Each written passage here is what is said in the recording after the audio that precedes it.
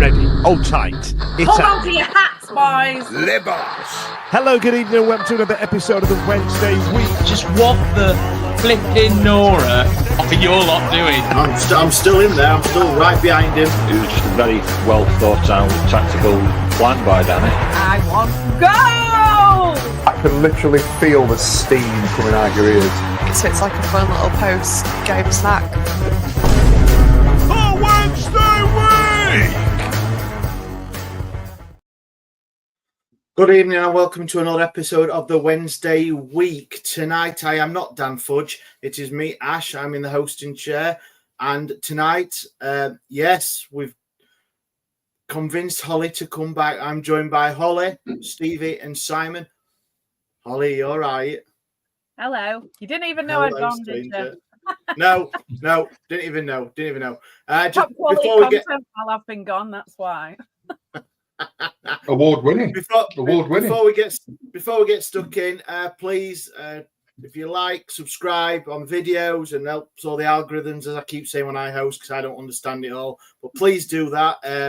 We've got a lot to talk about tonight, and no doubt these guys here have got some opinions on what's happened in the last week of being a Sheffield Wednesday fan. Before we get to the bad, should we start with the good? So we had a little trip to Norwich earlier on the week. It was the second of two away games that we faced. Obviously, a long trip to Plymouth and then to Norwich. So it's, let's get into it. Come on, we've got a lot to talk about. So Norwich are up. Here we go. Starting lineup straight away. Here we go. Beadle, Valentin, Hinekwe, Max Lowe, Johnson, Shea Charles, Ingleson, Patterson, Bannon, Gassama, and Windass. So I think the question that was on everybody's lips and on X and all the other socials, Holly, Shea Charles, would you have started him with the yellow card hanging over his head? So in the Plymouth game, I feel like there were points where he was holding back, and I don't think that any player should play with that. So, like, he's either play properly or don't. So it depends on whether he had one eye on the derby or not. I probably think I wouldn't have played him, and that's not because I think he would have won us the derby. I was very pessimistic about the derby. I'm not gonna lie. So I thought he might just be able to hold him back. So I think I honestly probably wouldn't have played him unless we desperately needed him. I think we could have sort of managed it without. And then I can see Stevie's face already, but I feel like I probably wouldn't have risked it. Stevie, with the face you've got on there, I'm assuming you'd want to. I'm going to go with play him and get the 3 points in the bag, or the potential of 3 points in the bag. I genuinely cannot remember what I said on last week's show. I think I went backwards and forwards with it 2 or 3 times, didn't I? And then ended up sort of doing a 180, if you like. I think he didn't really impact the game at Norwich, did he? And I know people will come on here and probably take the piss tonight and say that he didn't impact the game yesterday. However, in the cold light of day, with foresight rather than hindsight, if you like, I think looking at the way that we set off last week, last Tuesday, it weren't great, were it? And we'll get into it. However, before kickoff, I was quite happy with the lineup myself. Si, what was your thoughts on Charles? Obviously with a potential yellow card, which could miss the next game, which was Sunday. Would you have played him? Yeah, Danny's got his eye further on the prize, not just on what happened yesterday. We're trying to glean as many points as we possibly can, and he saw that there was a possible 3 points at Norwich. He didn't think that it was worth saving because the 3 points was probably more likely to get at Norwich than it would have been on Sunday. So, he's looking at the greater prize of, winning a derby would be nice, but we want to try and push as close to the post as we possibly can. And by having Shea Charles in the side, that gives us more of a chance. Bear in mind, though, at 45, 46, he subbed him. So he took him off the second half anyway. and saved him. Well, But became good. yeah, so you know, he's got his. He wasn't obsessed on a certain day with a certain team. He's looking at the bigger prize, and the I bigger think prize that's is. the difference, though, in it between fans and non-fans. Like, if he's looking at it objectively, Norwich is the more likely points than the derby. So play him, just get that over the line. Nothing's a guarantee anyway. So playing him, I mean, he could have just got sent off after 1 minute of the derby. So what are you saving him for, really? So, but as fans, you want your best players playing against the team that you want to beat, really. And if we'd have lost to Norwich but beat Sheffield United, and Shea Charles scores a goal off his ass, we'd have all been loving the decision, wouldn't we? But, you know. Yeah. But the end of the day, it worked out that he didn't miss it, didn't it? And you know, and he obviously saw that Charles wasn't making what he wanted after the first 45 minutes and subbed him anyway. So, yeah, well, we will get to that. We'll get to that. We're going ahead of ourselves. I know we want to get through it and want to get to the main course. As Slappy's been on, he says, Ash, before we get to the main course, let's enjoy the sharing platter first. And we will do that. That is Norwich. So, yes, quite a few Wednesday nights on a Tuesday night made it to Norwich. There is some silly sods in our fan base, and they will go anywhere and everywhere. It doesn't matter what day, what time. So, big up to you guys. And I bet you thought after 45 minutes that was the wrong decision. But, yes, let's get... So I've got down here, I've got a few little notes, just little pointers that we've got. And I think the first half that I can remember seeing and watching is that Sainz managed to go 1-0 up and scored his first goal in 4 months. Sheffield Wednesday doing Sheffield Wednesday things. It's fantastic, isn't it? Again, it was poor defending for me again. Just let him through. The ball was just easy. I think it was Maxlow that was caught napping. But yeah, he got and a good easy finish from just side-footed it into past Beadle. And I bet that was I bet it didn't go down too well after 16 minutes. We get guys, a lot of goals down that side though, don't we? And I think that's been a thing all season. Everyone's been blaming Marvin Johnson or whatever, but it hasn't been Marvin Johnson, and it's still coming down that side.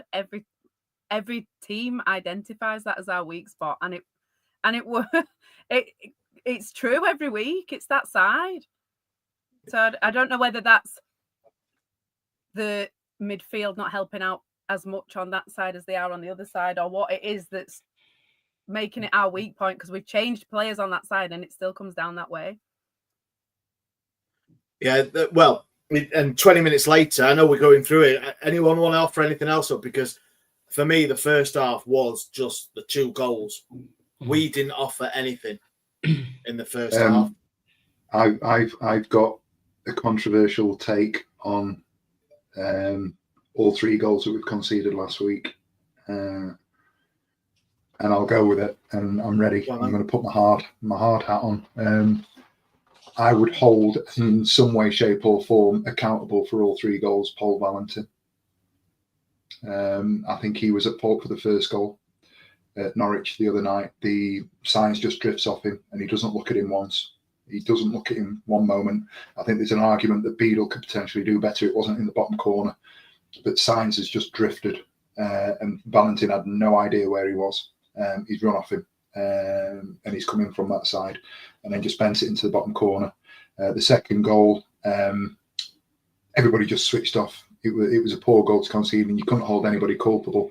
But the player that seemed to be the one that was on his arse a little bit was Valentin again. If you go back and have a look at it, they're the Norwich ones. I'm going to pause before we get to the main course, if you like. But equally, if we stop the cross, it's nowhere near Valentin anyway. If we stop them from even trying to put that ball in, which we never ever do. I would like to know. I'm not a stats knobhead, but sorry, I swore. I broke the seal on it. Sorry. I'm not a stats knobhead, but I'd like to see how many crosses we actually stop from getting in the box, because it must be very low. It must be very low. Yeah, I agree with Steve in regards to he's the last man, isn't it? That we've conceded so many goals at that far post when a ball's been crossed in, and you think to yourself, who is actually covering that last man, and we saw it again yesterday and on a couple of occasions, one of which led to the goal. But yeah, but what Paul, it's that decision making, isn't it, with Paul? So what he lacks in defensive capabilities, he makes up for in attacking capabilities. It's which way you go. But they're all not innocent, as Holly said. We've got to be cutting those crosses out, haven't we? And defending them better from midfield, rather than leaving it just to one man to mess up on the back post and allow the striker in. Yeah, and Liam said that he's not a defensive right back, but we can't have a not a defensive right back, not a defensive left back. Who have we, like, you can't use that excuse for everybody. Somebody actually has to defend at some point, don't they? And like, we use that excuse for Johnson or Rio or whatever, that their job's not necessarily all defensive. But if we're also doing it on both sides, just leaving Ehekwe, who can only head the ball, anything like below his neck, has got no control over. I think Rio gets a bit of a pass, to be fair, because I've liked what I've seen of him, and it's too early in the day to sort of say he's not at it defensively. I don't think we've seen enough of him for that. Valentin, I think, is more adept at playing as a right wing back rather than a right back. Unfortunately, our hands are forced, and at the minute, if he's not at right back, we can argue the toss about Liam Palmer. I'm not here to sort of stick up or otherwise. Palmer's not going to be playing right back anytime soon. And Iorfa, obviously, he was coming back from fitness, from an extended spell out with injury. So unfortunately, we are where we are when it comes to the players that we've got to pick.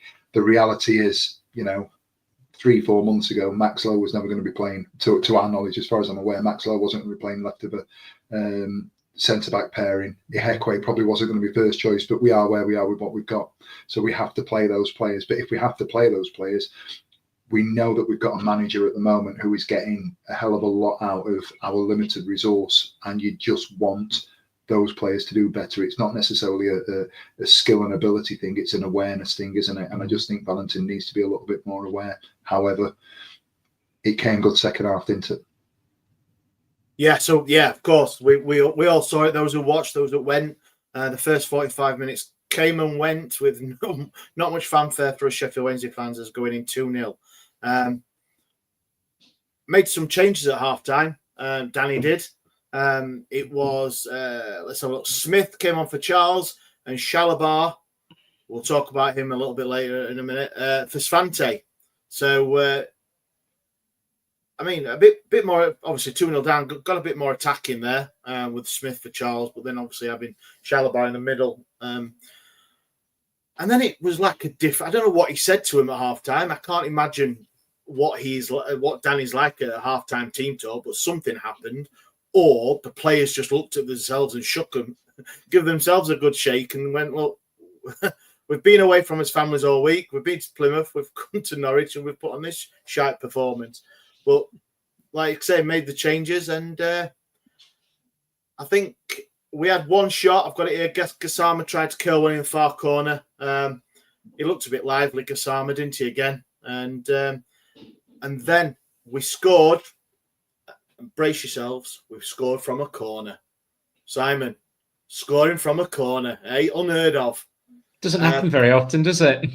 Bannon managed to miss the first man, and in Ehekwe, I've got it. And when I looked at the replay, I got him to be about 12 yards out in Ehekwe.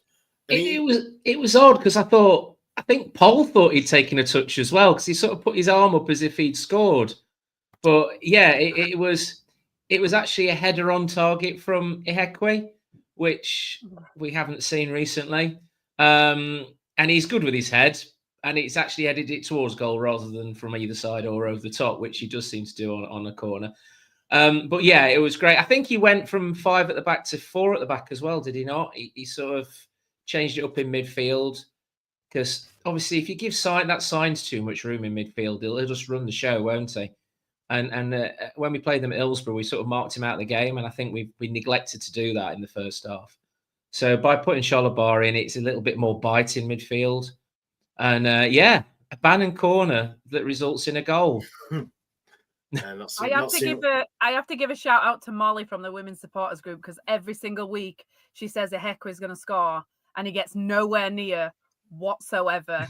So when that goal went in, she finally felt justified after like 3 years worth of saying that. Does she have a bet on? Does she have a bet on as well? I think every so, week but she puts a must have lost pound. hundreds of pounds. Yeah. It is disappointing because, as Holly said, from the waist upwards, he'll head a ball through brick walls, won't he? But when it comes to a corner, him and Iorfa, they don't have anything waist down. They'd be shit at hula hooping. Yeah, but they've got no idea what's going on. But the heads become 50 pence pieces when it turns to a corner, and the ball goes anywhere but towards the goal. So it was quite nice to see. He managed it, didn't he? He managed it. He did. And then we've got what I've got my notes here. What I've got as described as the most Wednesday conceded goal to score for Wednesday than I've seen all season. So it was a little bit of pinball in the box and a bit of awful defending. Stevie, what did you make to the Windas's goal? Am I describing it as you recall?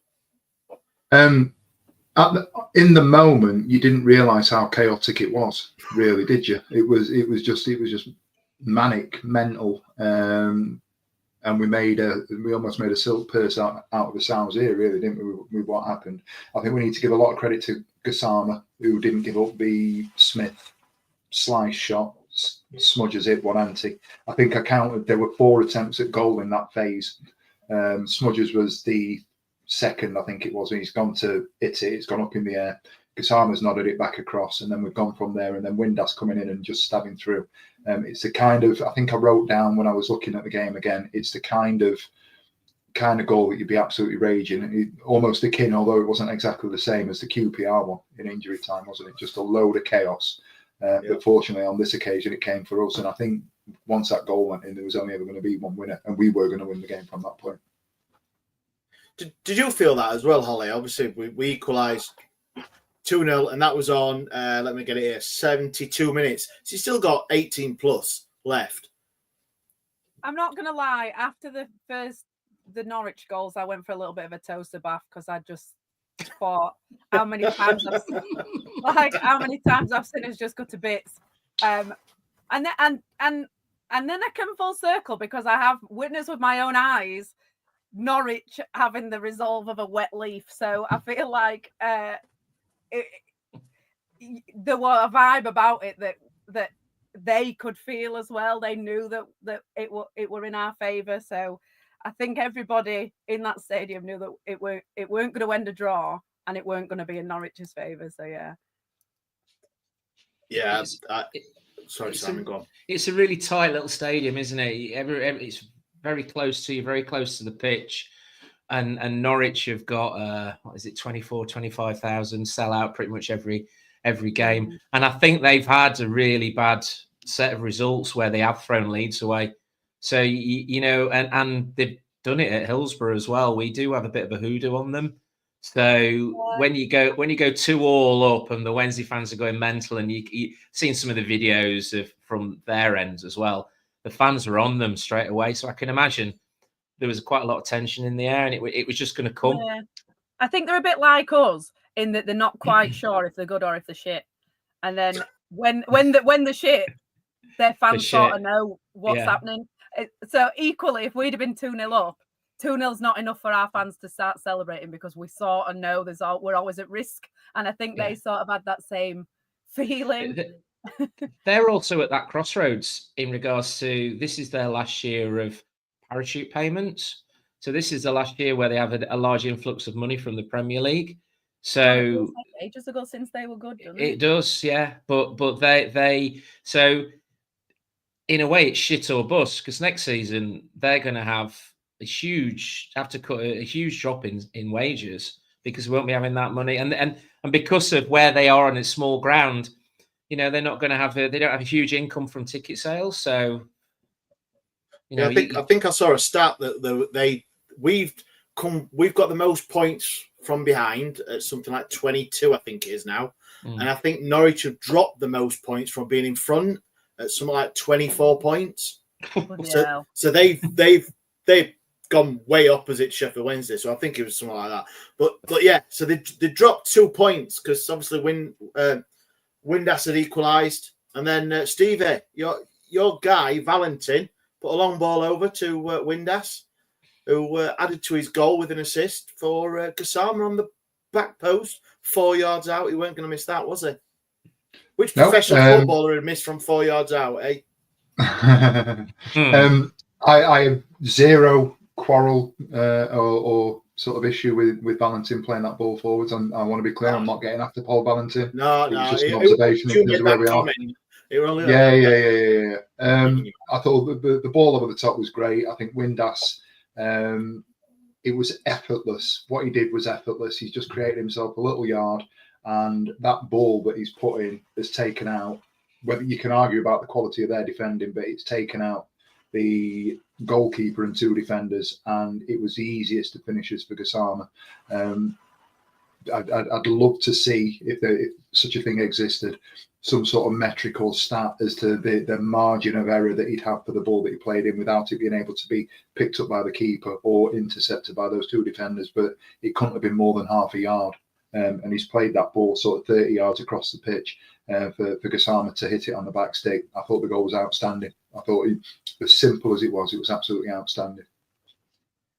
Well, that put us 3-2 up, obviously on the way to a win. And we're going to wrap this up, but I just want to put, I mentioned him coming on as a substitute. And a lot of Stevie in the group chat and a couple others in our group chat did highlight Shalaba's contribution for the second 45. And we've seen glimpses of it all through the season. Do you know what I mean? So just bits of him coming on. Derby, I think, was the one that really stood out when he came on at half-time there. And I think, again, against Norwich, I think getting him minutes, getting him games, he just looked different class when he came on. Stevie, how did you go on Holly? What was that, cool. sorry? He looks cool. Bag, honestly. He's like the coolest man ever. Yeah. When he came on the other day, I was just like, look at that man there. What a beast. What about the football though, Stevie? He's got, you can see why he's played for England, can't you? And it will be a variety of reasons why he is where he is in terms of his career trajectory, and he's now playing championship football. A lot of that will be attributable to unfortunate injuries, time that he's had away from first team football, and I think he was he's obviously been quite unlucky. However, when he is on and he is at it, he's as good as anything that we've got, and I'll say that hasn't quite been as consistent as we'd have liked, but I think that's because he's been very much stop-start at the moment. I like what he does. He looks calm. He doesn't panic. He's probably the closest player that we've got to Shea Charles in terms of that level of finesse, if you like. When people come tumbling in, he doesn't panic with the ball. He doesn't worry when people are closing his spaces down. And he's very good. His vision's great. He reads the game really, really well. We just need that little bit of consistency now and a little bit more fitness, if you like. You want him to be able to get a run in the team. I think he's probably quite unlucky that we are where we are in terms of having Charles in there and also having Bannon as in. They're probably the 2 that are playing in that position that he would play. So that makes it a little bit more problematic, if you like. I'd say that if he hadn't have got injured, we probably wouldn't have signed Shea Charles. I think that's the player that Danny sees Shalabar being. And then obviously got injured, and we brought Shea Charles in after he got injured. So I'd say that. Well, good on him. Good on him getting injured. But I think we wouldn't have brought him in, Shea Charles, if he hadn't have got injured, and he did, and it happened. So he's hopefully the Shea Charles for next season. Oh, shout! Yeah. All right, that was Norwich, 3 points on the road, capping off a great 2 away victories with Plymouth, adding to that 6 points on the road. So I'm going to go early. So some people are going to, no doubt, try and sell you some stuff. I don't know who it is because I don't listen to the adverts on here. So, see you in a minute. Yeah, and we are back. I must make a note of that minute because it'll take me ages to scroll through. So, yes, thank you very much. Guys, anyone do decent yesterday? No? Anything happen? Do you know what, right? I feel... Oh, go on, Stevie, sorry. I was just going to say, there's a Macron are doing a 50% off in Club Shop. That's decent. Ooh. Molly got herself a new jacket with her own money. Shadrach got a training top. It's quite nice, actually, like the mint green long sleeve one. Yeah. Nice. So I paid for it, though, obviously. Obviously. It's all right if you're a certain size, though, isn't it? If you're sort of small, medium, and then or 6XL, anybody in between that, there's a bit of a struggle getting a size to fit. So Now look at this. Get a shirt this big. oversized. All my shirts are that big, Holly. Who gave you that shirt, Holly? This is Ozzy's shirt, and it is going to be in the Rainbow Owls raffle. If you want to win it. So the raffling off a shirt worn by Holly off the Wednesday week. It's Ozzy's shirt. Worn by Holly. Given by Ozzy. That's it. O to H, O to O. Yeah, that's it. Yes, right. Let's get into it. There was a small match of the Sheffield City Steel City derby yesterday, as Sheff United made their way over to S6 for the lunchtime kickoff.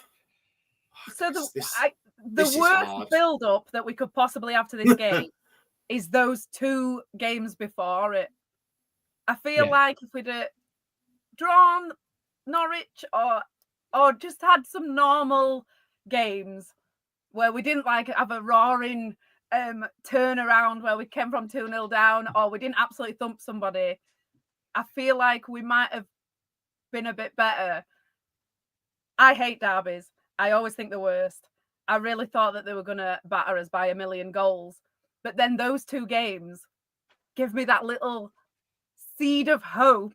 And don't get me wrong, I'm very easy to sway on this. So I felt really sick. I thought we were going to lose. And every time somebody went, yeah, but we might win, I was sold. And I was like, yes, we're going to win. That's it. And I feel like the roller coaster of emotions started with the Plymouth and Norwich games. That did not help the vibes at all. Or did. It depends on what you think. But it's been a roller coaster in the build-up. How are you feeling, Saturday morning? Sunday morning, even. Saturday morning, I bet you were better than Sunday morning, but Saturday morning. Saturday morning. Sunday morning? What day was it when we had the match? It was Sunday morning. Jesus. I think I was the one who got berated for my prediction of 1-0 to them. And you've shown yourself up really, Si, to be fair. fair play to him, though. He put his cock on the block. I listened to the preview show with Dan, Steve, and some guy from Sheff United, and sort of had a look at. I didn't think it was being a drubbing, but I didn't think we'd win because, our performance against the top 3-4 teams this season, I don't think we've got a point, have we, out of any of the games against top 4. So I thought it's a difficult ask, but they don't score a lot of goals. And then I had that glimmer of hope that Holly, it's the hope that kills you, innit? That glimmer of hope from especially a comeback from 2-0 down to 3-2 and what I saw at Plymouth as well. And I thought if all the ducks are in a line and certain players play to their best of their abilities, I thought Gassama would be the one who would be that shining light in the game and just give them a taste of what we've seen this season. But unfortunately, it wasn't to be, was it? So I went into it, neither here nor there. And it wasn't until I sat down and the cop roared and everything, that's when I suddenly realised, hang on, this is a derby game. And that's when I sort of got involved. But beforehand, I'm thinking, as long as it's not 4-out to them, I'm all right. Stevie, what about you? What were your thoughts leading up to it? It was a head and heart one. My head said that we were probably going to lose the game, but my heart had it in. There was the hope, as has been said, the hope that kills you, but there was the hope that given their shortcomings, if you like, or their relative shortcomings in terms of their back line, Suter having gone, Robinson not necessarily being the player that they would all go for, They talked a little bit about a couple of players that were missing, Sousa not being in. There was a reason for cautious optimism yesterday, and I just felt that at some point the tide needs to turn with our home form, and I don't think they pulled up any trees. They're no great shakes, and I mean this. I've got to be careful with what I say because I don't want it to sound like I'm bitter, and I don't want to get comebacks on the internet for saying that they're this and they're that. The bottom line is, and I mean this with the greatest respect, I can't argue they've taken 6 points off us. They're however many points in front of us, and they're in the conversation for getting an automatic promotion place.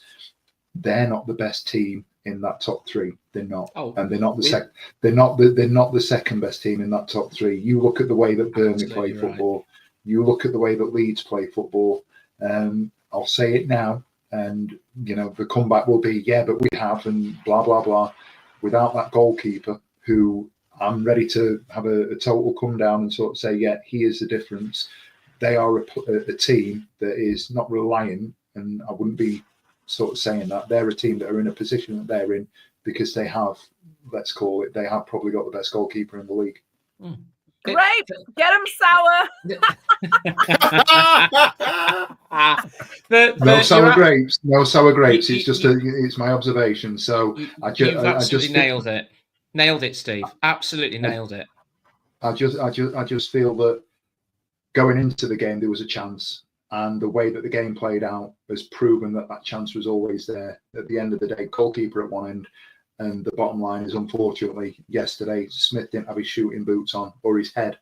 And I saw a thing that Bullen on the live text of the match review. Bullen was saying he should have potentially headed that one down, that Cooper sort of tipped over the bar. However, it came at him really quick. But unfortunately, they had a little bit more in that one opportunity that they had, and we didn't.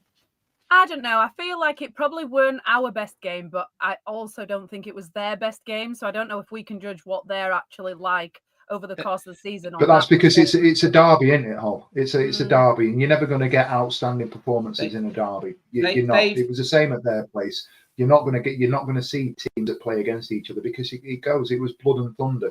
You go back and look at the highlights that they put out.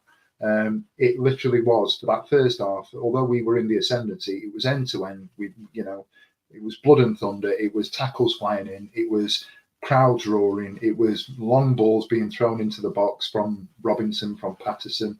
It was tackles going in. It was everything, and it was a derby, and you're never going to get that out and out quality.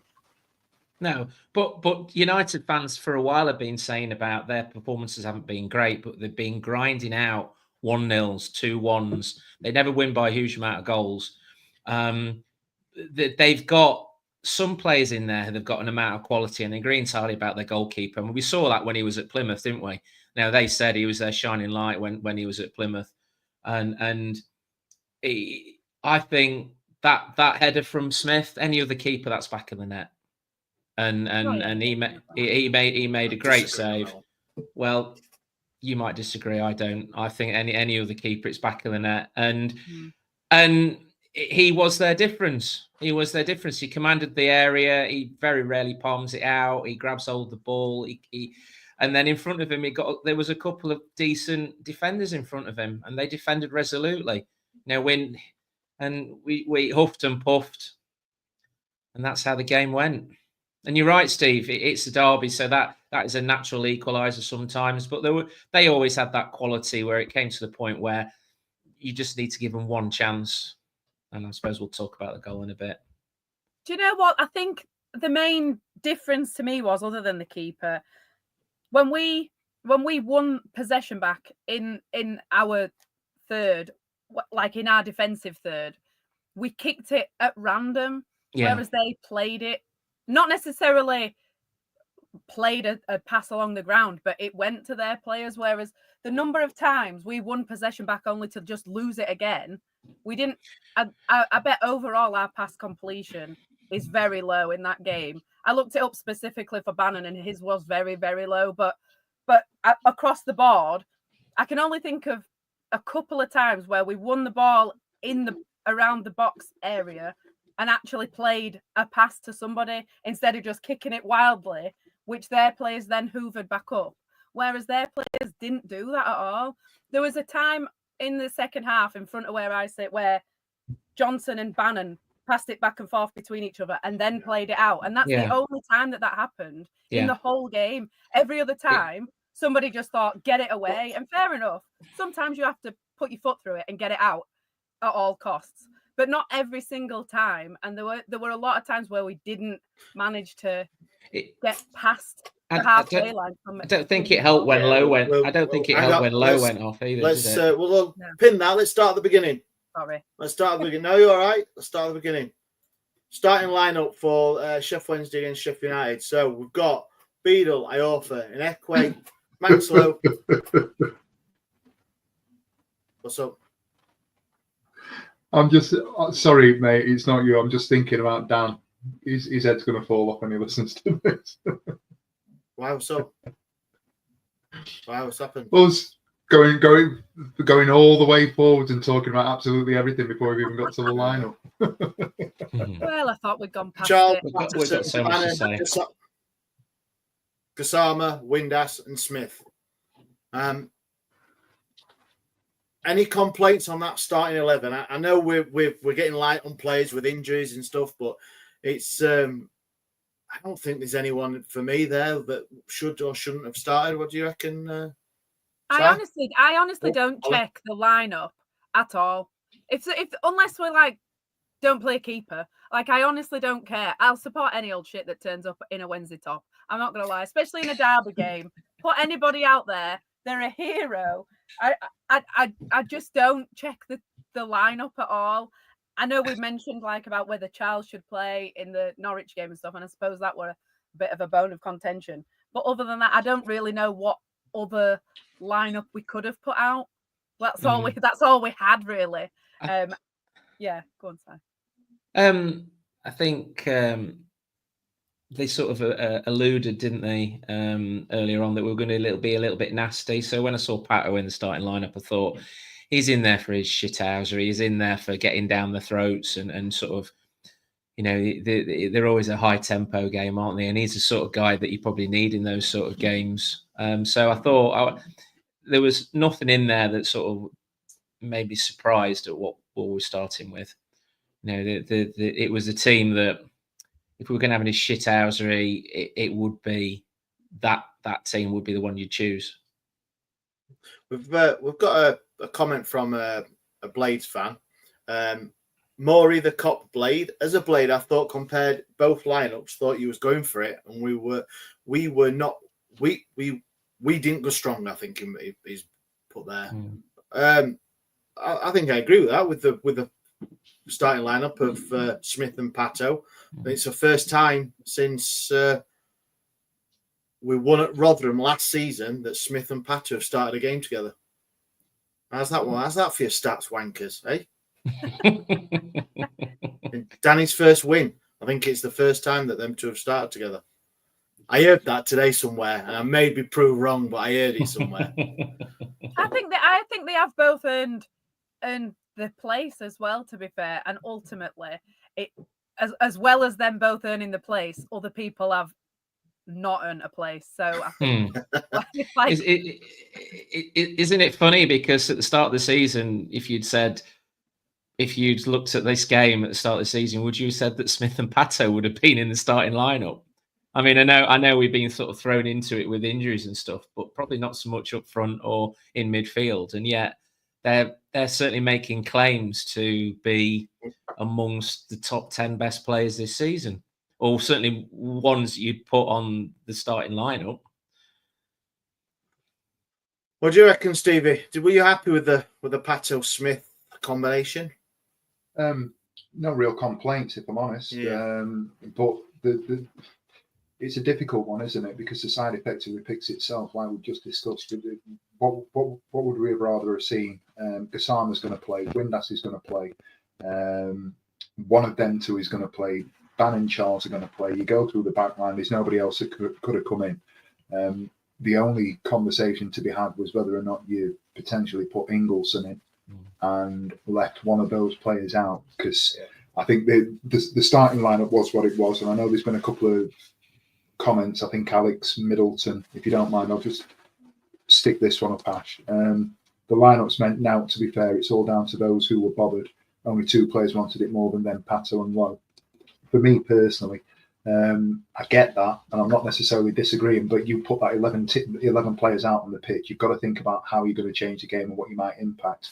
And I would potentially say that Ingleson could have started to give us something more off the bench. But, I don't know if that's the right call. Obviously, we've lost the game, so it wasn't what it was it? But that was potentially the only change I would have made. I think this is, I know you're all going to roll your eyes, but the only other argument would be whether it'd be Marv over Rio. But especially, and this is in hindsight after the game, but I think Rio played like a shit version of Marv. So, and then Marv came on and was an improved version. So in hindsight, I guess it's, you possibly could have made that change. Yeah, I think for me, we'll start off, but I thought the first 10, 15 minutes, I thought it was all Sheffield Wednesday, to be honest. I thought we really started well, and I've said to my mate who I go with and say the amount of times we've watched them this season, and between 0 and 20 minutes, most games we've seen, we've been on top. We've been much better, started a lot better, just had the impotence about it. And what Stevie said about Pato, and I think that first 15 minutes, Pato was like a man possessed, but in a controlled manner. Yeah, and I really liked what he was doing, because we know what you get with Pato. He's on good goal scoring form as well, so he deserves his place. But I think he was put in there for a reason, and we saw that reason for the first 15 minutes until he gets and I'm going to say a stupid yellow card, which I think altered the course of the first half. I'm going to go that bold, because I think if Pato had continued how he was going on, he would have got more joy. But I think the stupid yellow card that he got, I think just hampered the ability for him to be confident to do what he was doing, if that makes sense. Yeah, and I think they'll have been told to try and get some of ours on yellow cards. So then for us to just give it away so cheaply like that is so needless as well. Yeah, I mean, if anyone recalls it was I think it was just a coming together with him and Diaz, and then he kicked the ball away in the direction of Diaz's head. I don't know. I just put it. Well, he was laid on the floor. He was laid on the floor. Diaz got up like a man possessed and went into Pato's face, and they both got a yellow card. He was laid on the floor like he'd been shot, and then as soon as the ball hit him on the head, he was up quicker than he could possibly get up. Because was it a 50-50? They went in a 50-50, clashed. Oh, there was and I think no, there was nothing to it. He went down like he'd been shot, rolling around on the floor. Then Pato kicked the ball away directly at the player, which hit him, and then obviously yellow card. And then after that, I think there was it after that then when he got taken down on the halfway line, he got tackled from behind and just got wiped out, and the ref said play on.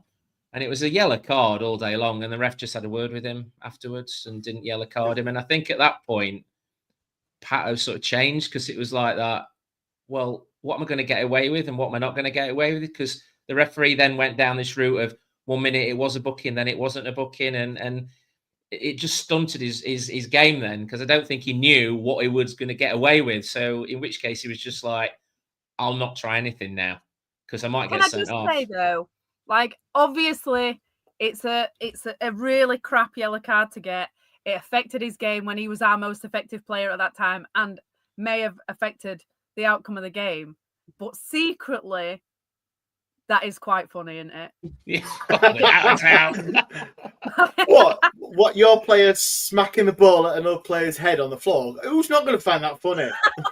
Like, we sort of wanted him to do that, but with no repercussions, really. Yeah.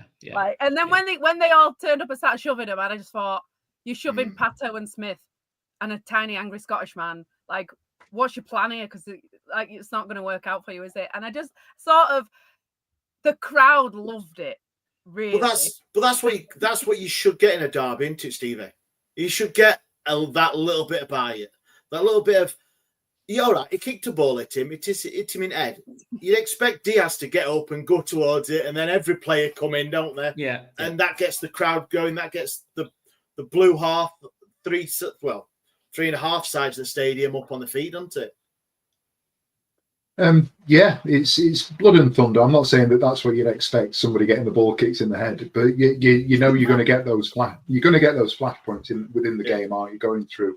And even the little innocuous bits become amplified because it's a derby, and you've got 32,000 Wednesday fans and 3,000 United fans that are all coming at it and everything that goes around it. And I think one of the things that sort of makes it such a cauldron, such a phenomenal atmosphere when you go to these games, if you take out the nonsense that we may or may not get to around the hostility amongst the fans, is that it doesn't happen every season. It's not Liverpool versus Everton, it's not Arsenal versus Tottenham, it's not those derbies that are happening year in, year out, because of where we are in the league and, you know, the trajectory and the position, the journey that the two clubs are on at the minute. And this is the thing that we maybe got to sort of understand and realise and appreciate, that we are two clubs in the same city that are on very different journeys at the moment, and we're working hard to join that top table or be in the conversation for joining that top table, where they're there and they've been in and out of it. We're two different entities at the minute. We are, and as painful as that is as a Wednesday night, that's the reality. So yeah, you want to see those flashpoints in the derby, but they're amplified by the fact that they don't happen very often. They're crowing about having done the double over us for the first time since 2005, 2006, I think it is. How many derbies have we had since 2005, 2006? There haven't been that many. No. You know, so where it is what it is. But you know, the only other thing I'd say there is we're talking about Patterson's yellow card changing the game, and as the first half. I'm not saying the way that he came out the blocks at first 15 minutes, really man possessed, got the yellow card, and I think that just what happened for the next 20 minutes in that rest of the first half, I think just changed for me how Pato approached it. That's all. Yeah, and my point there was going to be, as a sort of criticism potentially, if that is the case and that's how things are as a criticism, we've got to have a little bit more about us than just relying on Callum Patterson not getting a yellow card so he can go and impact the game. We need a plan B, we need a plan C, we need something else that we can go to in those moments where, if that's what's happened and when you look at it, that's what affected the game, what else could we have offered? Where else do we go? Do we look at Bannon, who, and I know we've got different opinions on how Bannon played. Do we look at Windass? Do we look at Gassama? Do we look at the way that these guys played yesterday, and whether or not they were at it, and whether or not they offered the impact that we would have hoped and expected that they would have done? Shea Charles getting dragged, going forwards a little bit. Shea Charles getting dragged demonstrated that he wasn't the player that he's been, or didn't have the impact that he's had throughout the season. Although I didn't think he was particularly bad. I think there was a comment earlier on that popped up, or that came on the feed. It was difficult to select a man of the match yesterday, and I'd agree with that, because we were all much of a muchness. Yeah. Well, the first real chance for Sheffield Wednesday of much note was a great cross from the left, went it from, I'm going to butcher his name, Anna. Hard to say, is it? Yeah. At Sousa, I go with. Sousa, is it? And Smith from 8 yards out, was it? Header, and a fine stop by Cooper, wasn't it? I mean, points and all that of games that could change the game, that would have changed the game, no doubt. Any goal for Sheffield Wednesday, he should have scored it. I don't agree. Alex is just here. I agree with Stray, the keeper. I don't think he was a worldie of a save, to be honest. I think any keeper in the Championship should have saved it. I don't think so. Not the pace it was coming out. No, and it's in open play, so you're saying it's in the middle, but when the ball's coming from that side, he starts off at the front post and he has to get across. He's also, I mean, he's not Beadle sized, so he has to get up high. I think it's such a good save. Smith gets a lot of purchase on it as well. It's absolutely coming fast, right. so he has to get a full hand. It's not just his fingertips. He has to get a full hand to get it away. I think it's deceptively. It's getting across goal. It's getting up because you're right. He's not 6'8" or whatever he is, and it's also not having wrists made of biscuits, is it? Because there was some power on that header. Yeah, and he's come across. He's jumped up and he's put it over the top. It was a magnificent save. It was a magnificent cross, and it was a magnificent header. And it's just sad that it didn't go in the back of the net, because I think that would have changed the entirety of the game. I agree. I really think. Yeah, go on. I was just going to say, that's the thing when we were talking about whether or not he should have headed it down or should he have moved. All Smith can do in that moment is hit the target because of the pace that it's coming. And because of the pace it's coming, and the fact it's a great header. It is a great header, and I know it's central and it is where it is. But if you look at the range of movement that Cooper has, he actually has to move his hand, his arm. He has to shift to get it up. It's not like he's just gone and it's there. He actually has to change the movement of his arm to get there. So I thought it was a great set. It'll be on his highlights reel. Yeah, without a doubt. Yes, I did, Jay, because that's how he pronounced it on Joe Cran's little video when he first signed. He did. Hard to say. Yeah. I really do think that shot, had it gone in, especially because it was quite early and they were really rattled, I think it would have really changed it. And I don't know how many times, or if at all, we've played Sheffield United under Wilder where we've gone ahead. So I don't I'm not doubting that he's an excellent manager, which makes me feel sick to say, and that he'd done his homework and blah, blah, blah. But is he too close to it that if we had gone ahead, that it might have got too much for him? Do you know what I mean? I just wanted to see how that panned out if that had gone in. And with it being in front of where I sit, I don't want to relive it, to be honest. Let's move on. I can't cope. I really thought about that.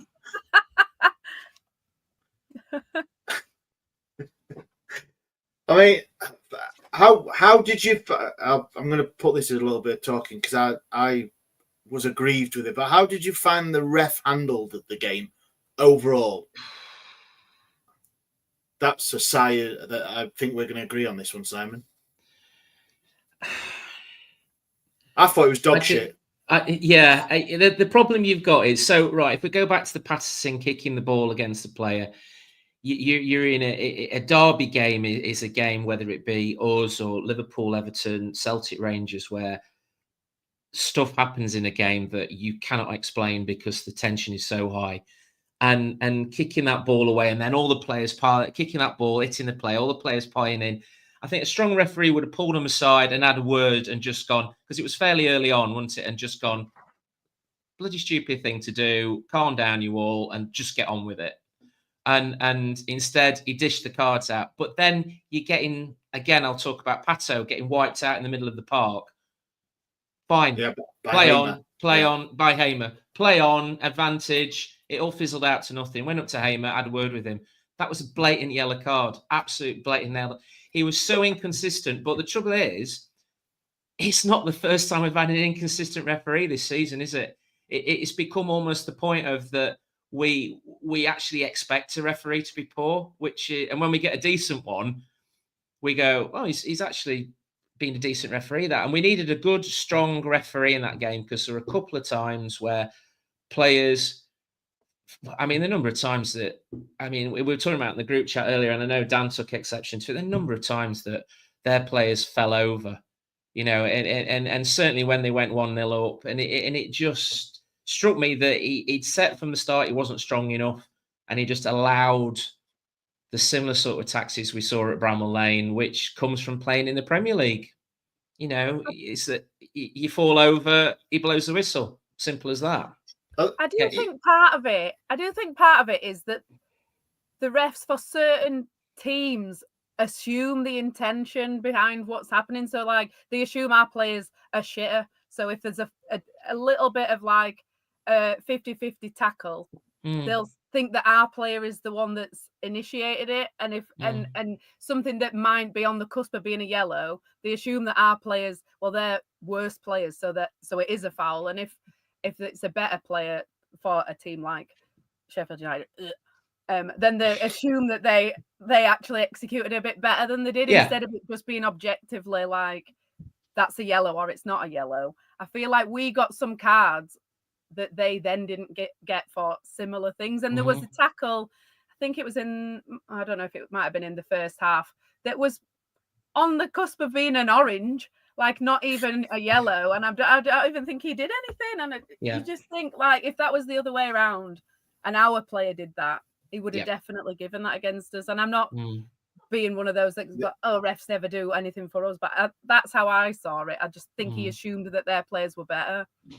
It was the tackle on Pato from Hamer, because the type of player that Hamer is. If he'd have got a yellow that early in the first half, we were talking about Pato changing his game because of a yellow. Yeah, we didn't get to see if Hamer would have changed his way of playing if he had a yellow. You know what I mean? Yeah. What were your thoughts on the ref, Stevie? We've had many referees this season that were worse than him.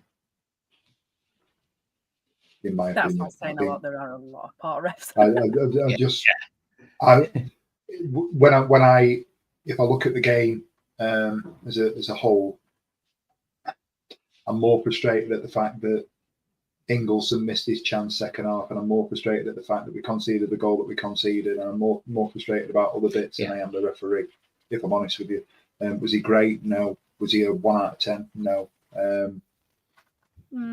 That's just my opinion, and you know, in the moment, I just didn't think he was the contributing factor. I don't feel he was the reason that we lost the game. No, but you like the things I said. You don't know that it could have influenced the way. So apparently, he's a Premier League ref. Is it? He's a Premier League ref. Oh, there you go. Someone said to me yesterday. So he's obviously done something wrong, and he's come down to the Championship.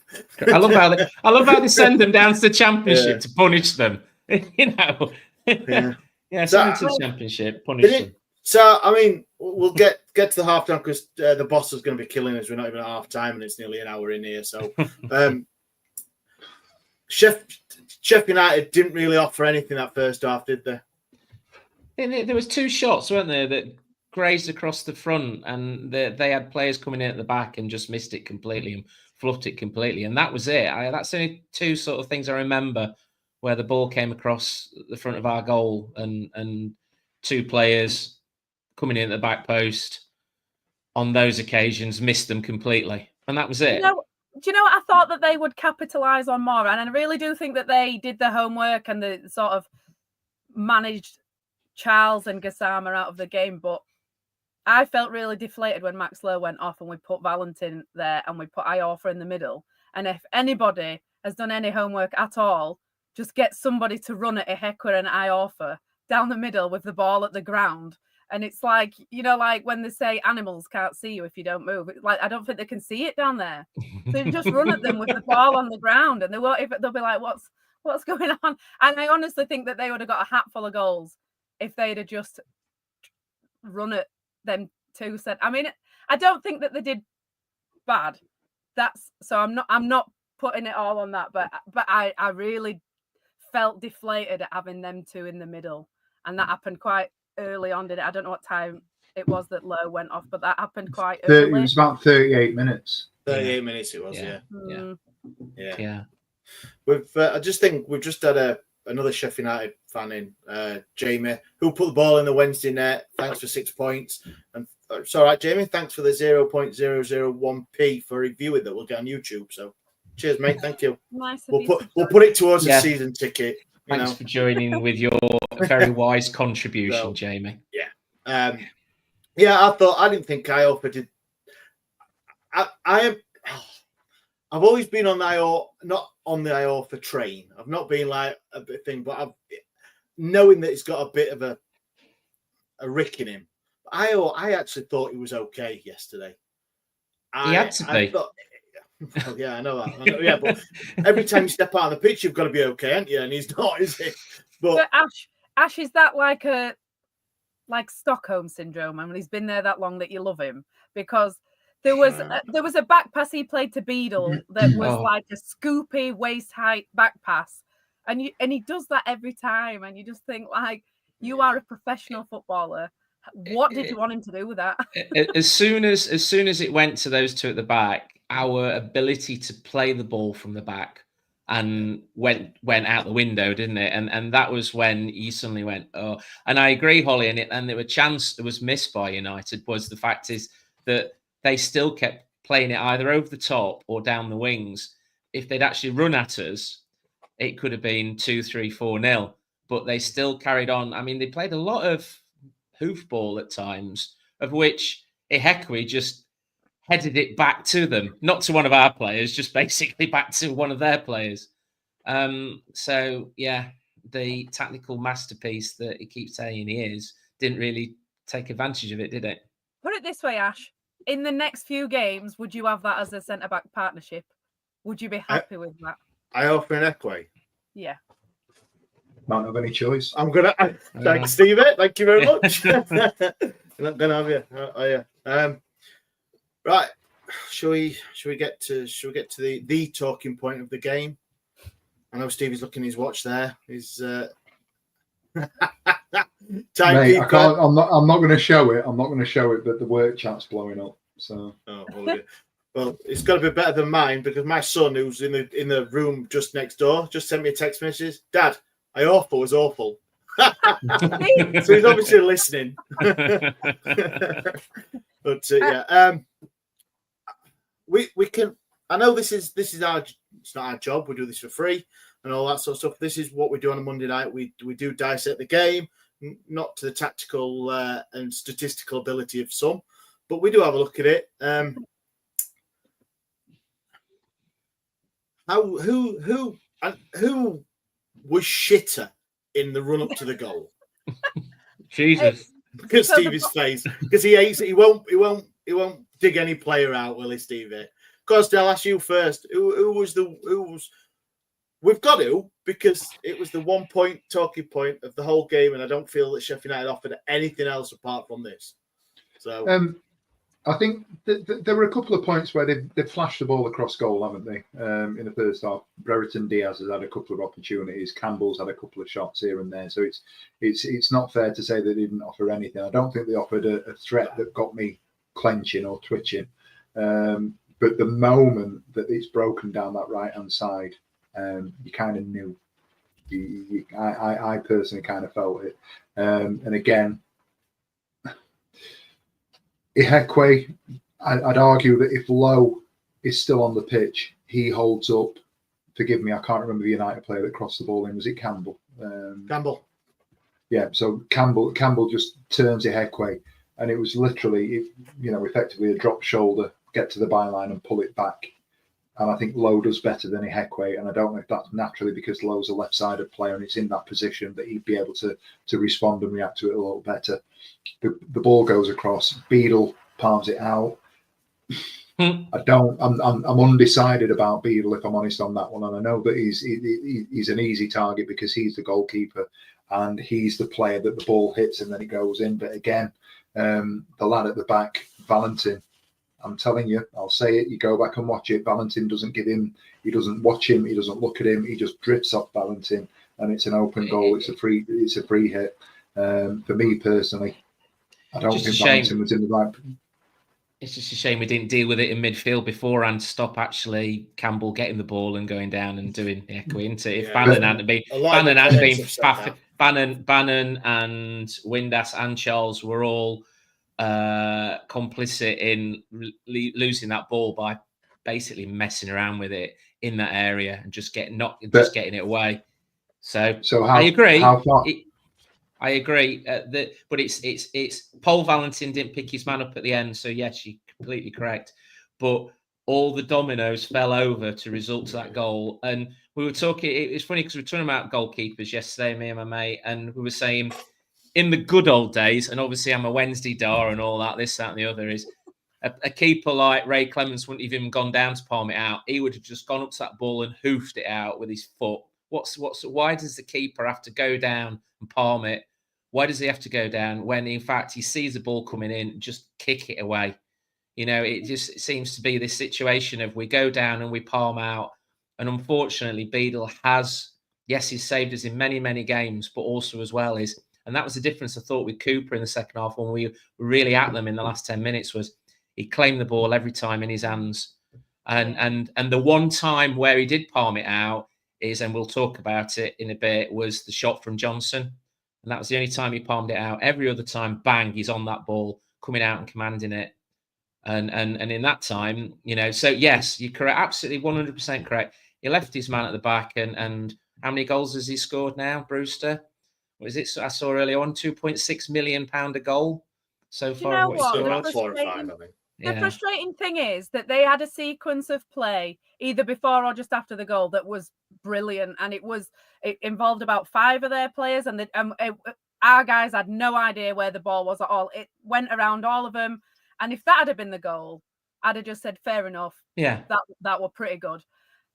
For this, and Chef Cam's just said it, and Jay Blogs has just said about how naff it was. Like Bannon tried this like farty ball that just were never going to work, and we lost the ball, and in such a dangerous area from nothing when we didn't need to do it, and we lost it there. And then Ehekwe, I don't know what he was doing, and then he sort of gives like a little puppy dog eyes to the linesman, like, please give anything, which is never going to happen, and he puts his arms up like, please, and then tries to do something else, which again, like we've said, the ball's on the floor, so he doesn't know what he's doing. And so I think both, because of where I sit, the Bannon thing and the Ehekwe thing is right in front of where I sit. But once it's gone past Ehekwe, Iorfa is the next person. And why is it? It shouldn't even get to Beadle's hand, because Iorfa should meet the ball and get rid of it. And then once it's gone past Iorfa and it's gone to Beadle, where is Valentin? I'm not denying that Steve is right, but why are neither of them? Iorfa and Valentin had no idea where Brewster was at all. Why did they not know? Why did they not anticipate that Beadle might save it? And then where is it going to go after that? What was the purpose of either of them being there? Because the position of both of them, they're never going to get the ball from where it's going. And I know, like, it does spin back, like, quite lucky, not lucky, but favorably in their favor. But I think it will pour from all of them. It's almost like Iorfa and Valentin went, oh shit. Like once it had gone past Ehekwe, they both went, like they must have assumed it weren't going to get there. I don't know why, but they had no idea where Brewster was at all. So I think it's actually all 4 of them that were responsible for it. It's such a rubbish goal to concede. I'm so disappointed in it. If it like say if it had been that move beforehand that was really good, you go fair enough. And we've had that against other good teams where you go, do you know what, fair play. But to concede that goal is just. I think Alex Middleton says it good here. It was a colossal screw up. Pass to Campbell should never happen. Cross from Campbell should never happen. It should not get through to Brewster. Brewster shouldn't have been open. Yeah. And where's Rio in all this?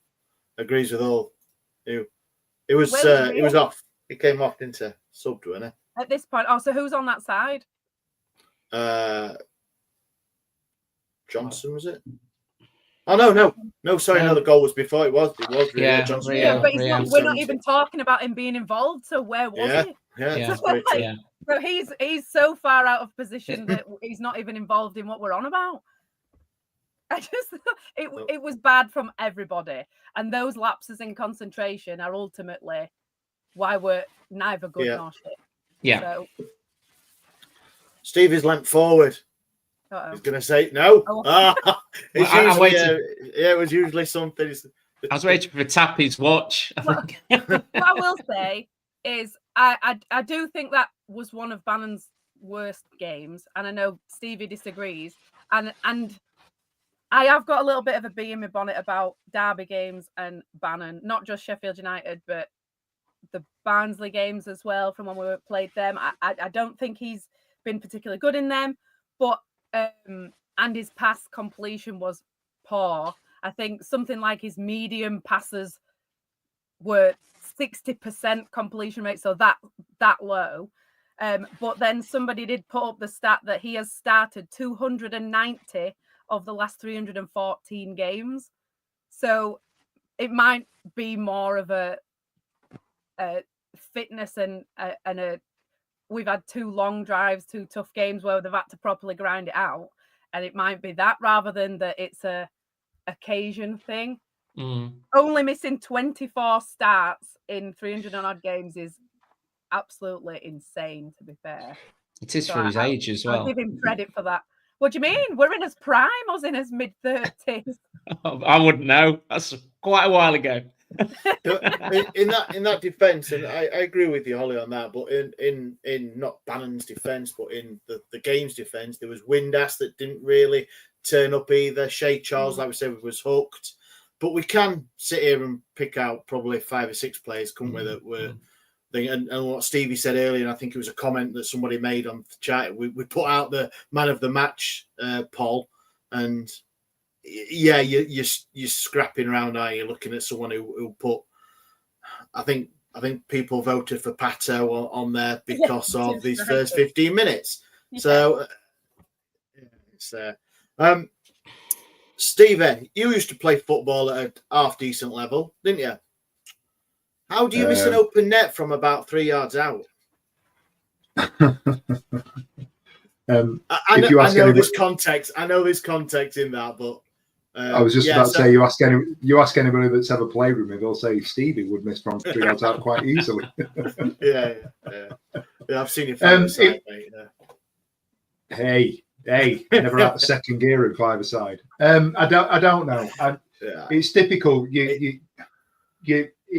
The initial shot is good, and it just reminded me when you were talking about Beadle and the situation there. It's horses for courses, and it's one of the reasons that I find it very difficult to get after Beadle for what he's done. I know it wasn't exactly the same situation, however, Cooper's palmed it out with his non-Poppadom biscuit wrist, and he's palmed it out straight to our player who's not stuck it in the top corner. It's unfortunate. It's just one of those things. People might argue that it's come at him quick. People might argue that he needed to react. It almost felt, looking back at the Norwich game before that, Gassama sort of slotted it in from a similar sort of position on the other side of the goal as you're looking. Could he have done better? Only he knows. Am I holding him entirely accountable, saying it's miss of the season? Absolutely not, because of everything that was going on in the circumstances. But it did feel like it was one of those. He should have scored, and I have a vivid recollection of being out of my seat with my head in my hands like that, going, how's he missed that at the time? And that kind of, it was the death knell, really, wasn't it? At that point, you knew it wasn't going to be our day. I couldn't see that second bit. So the ball came across, and if there was like a football fan version of Gogglebox, I had a bit of an out-of-body experience when the ball came across and I saw Marv's leg go side volley. I honestly actually had an out-of-body experience because I thought that was going to be it. And it was going to be like the best thing that's ever happened in football ever. So anything that happened after that, I was just recovering from what I thought I'd seen. But it were a great shot from Marv. It were a superb shot from Marv. Times and it worked. And it were a good save. And I think I agree with, I don't know who put it, Craig. It come out that quick. He was running in at back post for Antis Fante, and I think it just hit him as he was running in. I don't think he even put a shot in. It just came off some part of his body. And if it had gone in, Jesus wept. I said we were pressuring, weren't we, in the last few minutes? And I said to Ethan, if we score it, roof's coming off. That old rickety Presto roof and everything else it's just coming off with the noise. But then it didn't, and we went home disappointed. Which is happened quite a few times this season, going away from S6, isn't it? We don't have the best of form at home, do we, Ash? The only thing I want to add as well, there was a chance for Windass as well, which came out to him, didn't he? And he side-footed it, and I think one of their players slid in and blocked it where he could have. Yeah. Either, I don't know, easy to. We're going over it now and going, if he just put his laces through it, he'd have gone in top corner. If he'd have just chipped it, all these ones, it's going to be. And I think that's the story of Sheff United's season this season, is they've got a goal and then they've ground results out of 1-0s, and they throw the bodies in the way and they just defend. It's not pretty, it's not nice, but it's in the top half of the table, isn't it? I'm going to ask for your last thoughts on the whole derby and yesterday result and everything. Just give me a quick couple of lines, please. Holly, what was your thoughts after yesterday then? Well, I've booked to go to Cardiff. So I'm already over it. Bring it on. Yeah, forget it. It's gone now. Stevie? Disappointed, frustrated. They've got bragging rights, 6 points, position, lots more money, a manager who is, literally rubbing salt into the wounds, and we've got to take that. However, for the neutral, I think any measured person would look at it and go, there's not 10 positions between us and this many points in anything else based on the 2 performances over the season.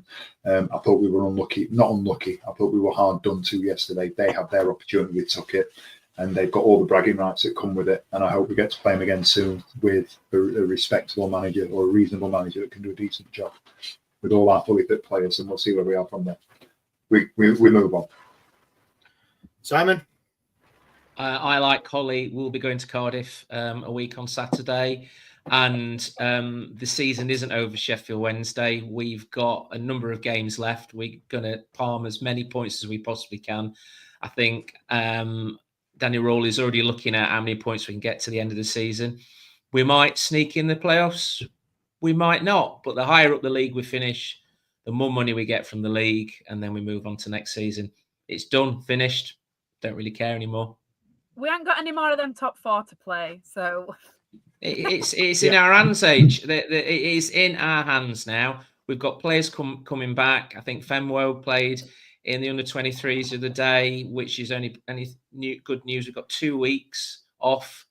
Let's come back fully charged. Go down to Cardiff. Let's get some points down there. The sad thing is we've got more home games than we've got away games now, haven't we, till the end of the season? And our own form has been pretty shy-bo this season, hasn't it? Yeah. So Yeah. When you just said it's in his own hands, I just thought, oh no. On mine, it's done. It was done at 2:30 after the game. I forgot about it. I know I'm very different to a lot of Sheff Wednesday fans and you lot and everything, but it was just a game. It's 3 points we haven't got. That's it. There's 24 points left, 8 games. We've proven last season that it's not over until it's mathematically over. So, and I know this is a very, very, very, very different situation. It's the other end of the table, but why not? Do you know what I mean? As long as we don't come to the last game and we're, 4 points and not mathematically, even if we've got minus 30 goals, which probably we will have, it's still mathematically possible. So you've got to look at it that. I haven't watched any of the post-match Wilder comments because I don't want to. I'm not interested in what he has to say. But what I've seen from people commenting on here tonight and what on X and Facebook and everything is saying that they've ended our season. Well, his maths the shit because he hasn't, has he? no. So I don't get that, but we our season will end when the team that beats us makes it mathematically impossible to get into 6th beats us. So if that's Middlesbrough in however many weeks, and it means that we cannot get into the playoffs anymore, that's when our season ends. I don't care what Chris Wilder says, and for that very reason, I'm not going to say I respect him, or otherwise I'm not going to say I like him, or otherwise I'm not going to say I've got any sort of envy towards a man. We are operating on very different levels in terms of the manager that we've got on in a lot of different ways. You come back and look at us, look at where these 2 managers are in 7, 8, 9 years' time. One of them will be managing at the top level, and the other one may or may not be managing at Sheffield United. I think I agree with you a little bit, Steve, but I think the season ends obviously at Watford because I think where we because it's the last game. No, in respect to what we're playing for, because I think people are saying the season ends if you don't get playoffs, and it's like, but if we finish 9th or 8th, that is a massive improvement from last season. Hugely. It is. And I think It is. if you 10th to 8th, we finish 8th. I think that is, even if we finish 10th. That is a much. Sorry. No, I was just going to say I totally agree with you, and absolutely 100% on the same page as you there. But it's the hope that kills you, isn't it? We And dare to dream. dare to dream, hope that kills you. But that's why all of that. But that's why we're Sheffield Wednesday fans and we're not Man City fans or whatever. We know the hope's been killing us since I first sort of walked through the door at Hillsborough, and it will do to the point where my ashes are scattered outside Hillsborough. It'll be in our bloods forever, and it doesn't matter being successful, and we'll do the double over certain teams, and we'll lose and we'll win many more. It finishes, as Ash says, at the end at Watford. And mate, if we finish in the top 10, that's a great result compared to where we were when we were at Sunderland at the same time last year, where we thought this could see us in League One. Yeah. That was it. Obviously, we've seen a statement that's come out today from the club. There was 34,000 fans, nearly 34,000. I don't want to overquote this. 33,687, something like that, fans there. But obviously, there was some incidents in the game. Namely, there was a firework banger thrown on the pitch when Sheff United scored. There were lots of coins and things thrown by some of the fans. So the club have put out a pretty strong statement today, just reiterating that obviously they don't stand for anything like that. And it's right, it shouldn't happen at any ground. And that's to both sets of fans as well, because we have seen on social media there's been bottles in the Leppings Lane and throw both ways and all sorts of things. But yeah, the club are pretty staunch on that, which is the right thing to do. Mm-hmm. Guys, I think we've done well there.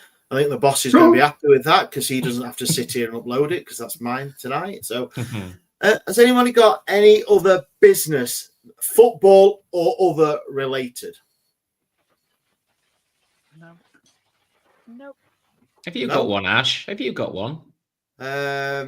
Only, well, the one that's going to be probably every week for the next few weeks is that, you've heard for the last couple of weeks that we are accepting Easter eggs again.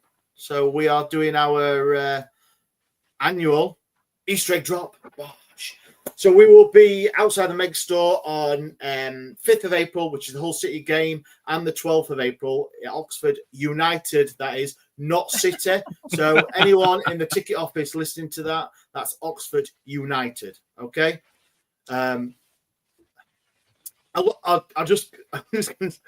that was some great thing that the Oxford City. I love how they put fair play to the intern for having a bit of a mare. We've all had one of those days. I like how they said that the club sent 4,000 tickets and they send in 3,997 back. Yeah. So, I don't know what stand they're going to be in for 4,000, but Easter egg. So come and meet some of us, all of us, none of us, one of us on those games. We'll be accepting your Easter eggs, and for every donation that you make, which Stevie alluded to earlier, you'll get a £75 gift voucher for the club. Sorry, you won't. You'll be put into a draw for that. So you've got the chance to win it, which just happens to be this week that they've done a 50% off. So I do apologise that it's not for this week. So £75 in the draw for a donating egg. So anyone who wants to can do. And if you want to get a big collection from work or put a poster up or thing, then I am more than willing to come and pick them up from you, because I've got no else better to do, and it'd be good to get out and meet some of you as well. That'd be great, wouldn't it? Be nice. Stevie Spence. Can I just say on that last bit, and then I'll shut up for the night.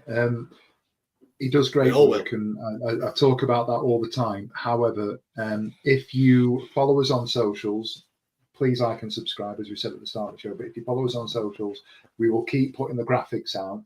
Can you please share that far and wide? It's not for us, it's for what we're doing. Share your graphics in group chats. Share the poster that we put up with people at work, get posters printed out, get it all sorted, get as many people that we can reach with this as possible. Not for the podcast, but because of the cause that the podcast is supporting. Because at the end of the day, it's a phenomenal thing that we're doing. That's come from, let me get my arrows right, this guy up there, that one up there, yeah, not him, Good the great looking, old man, the good looking one. the one up there. Just share it. We'd appreciate it. We don't have 3 games this year. We only have 2. And we'd love to get in the ballpark of the number that we got last year, which is around about 650, I think it was. If we can get anywhere near that this year, it'd be great. I want to see Ash's front room littered with chocolate eggs again. Is it the same charities, Ash, as last year? Yes, it is. It's cheers, Simon. It's still Children's Hospital and Pact, who we do a load of work with as well. So any companies out there who you work for or know of that want to shove a load of eggs my way, we've already had one massive donation from a friend of the podcast, Mr. Meadows himself, Tom Burton. He's give us a good donation, so thank you, Tom, if you're listening. But yeah, anyone who wants to do that, just let us know, DM us, email us, whatever you want, and I'm more than willing to come and fetch them from you. Holly, it's great to have you back. Thank you very much. Stevie, Simon, it's a pleasure as always. That's it from another edition of the Wednesday Week. Oh, I'm glad that derby day's over. We'll be back next week. Cheers. Every week, live from 8 p.m. It's the Wednesday Week, bringing you football analysis. He came in. I think he scored a goal. Bringing you banter. Yeah. Bringing you responsible life hacks. Met you wonderful souls at 10 a.m. for some shots. The Wednesday Week. 1, 2, 3, 4 live. Available on all social medias. Obviously, this goes out on YouTube and as well as all the other social media out there for podcasts, etc. The Wednesday Week 24-25 season. Join us. Put on your podcast.